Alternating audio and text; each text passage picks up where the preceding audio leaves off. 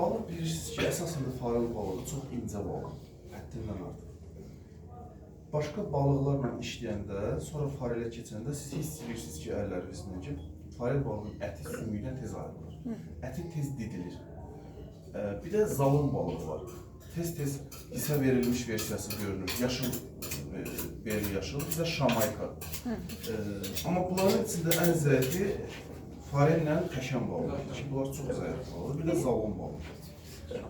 İlk öncə balığın sümüyünü ətindən açanda o qədər ehtiyatlı, o qədər incə davranmalısınız ki, sümük balığın ətini zədələməz.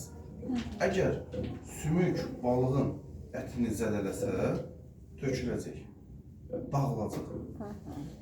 Bir sözlə, hamımızın əlində bu ola bilər. İndi sizdən əvvəl birinci qrup və ikinci qrupa bugün eyni şey eləmişik, balıq pişirmişik bu balıqdan və dağılmıyor şükür Allaha, amma dağılma ehtimalı da olur. Yəni, biraz yüngül, ehtiyatsız davransaydım, dağıla bilərdi. Yəni, zaten də bu işin də ən əsas incəliyi bundadır ki, dağılmasın. Görürsünüz, Rəynat Hanım çox önəmli suallar verir, maşallah. Setkamızı götürək, Rəynat.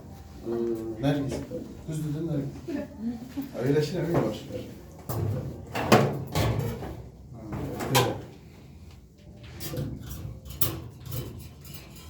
Bunu açırıq.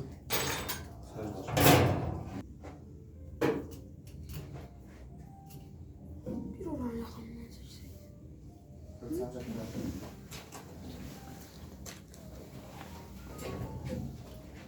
Ben o içmek istedim. Bir dakika.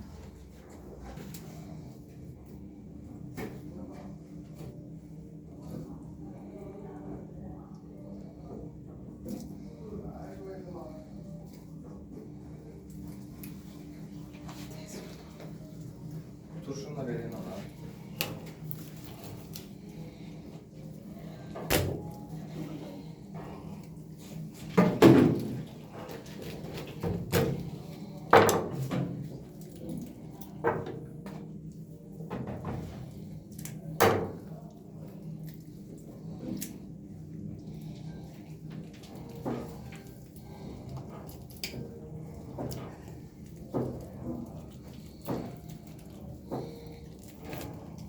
Aşağıda yukarı. Bir de vereyim Serdar. Ben de yiyorum. Ben de Açıyorsunuz siz. Evet, tüyeli birbirine. Allah.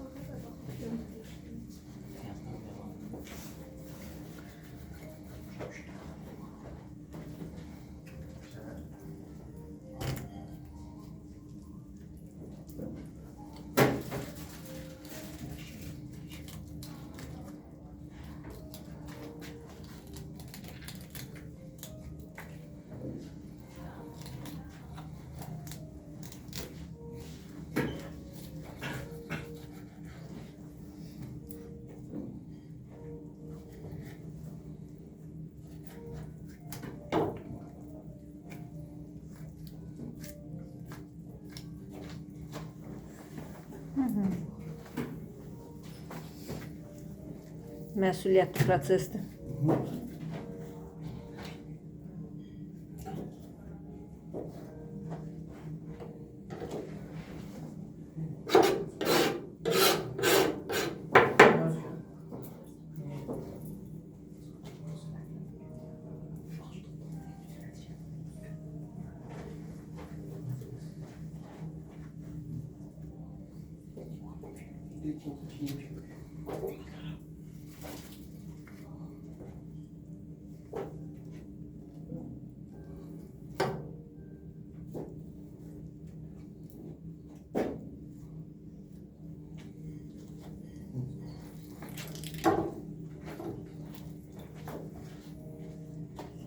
Yuyaq balığı.